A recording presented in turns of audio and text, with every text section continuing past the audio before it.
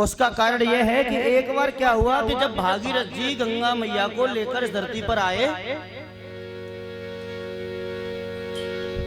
तो आगे आगे भागीरथ जी, पीछे पीछे माँ गंगा आ रही है।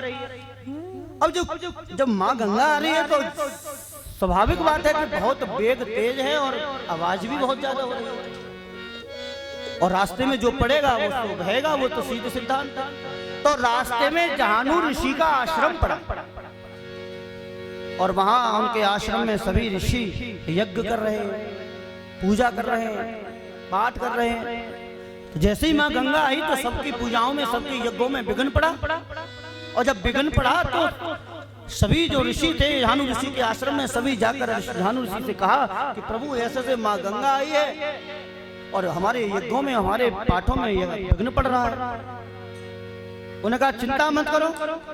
झानु ऋषि गए और सारी गंगा माता को पी गई।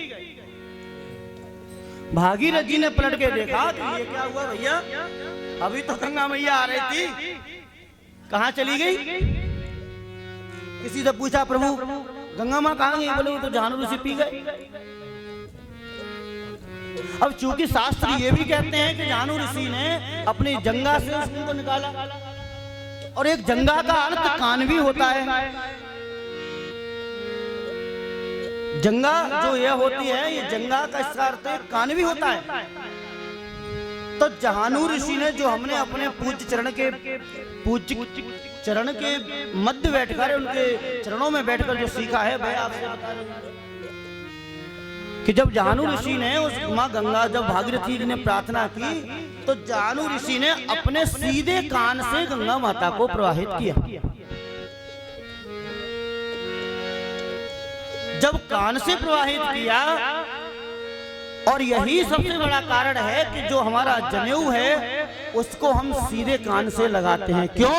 क्योंकि हमारे सीधे कान में माँ गंगा विराजमान रहती है, और हमारे जो धागे हैं, हमारे जो जनेऊ के जो धागे हैं, उनमें देवता विराजमान होते हैं। जब हम किसी असोच अवस्था में जाते हैं तो उनको, देवताओं को गंगा माता में स्थापित कर देते हैं, और जब स्वच्छ हो जाते हैं तो पुनः फिर वहां से ले आते। इसलिए कान में लगाया जाता है। तो उपनयन संस्कार हुआ, जातकर्म संस्कार हुआ, चूड़ाकर्म संस्कार हुआ। प्रभु आज गुरु वशिष्ठ जी के गुरुकुल में चले गए। आज तो साहब गुरुकुल नहीं है, लेकिन बहुत कम गुरुकुल हैं, लेकिन हाँ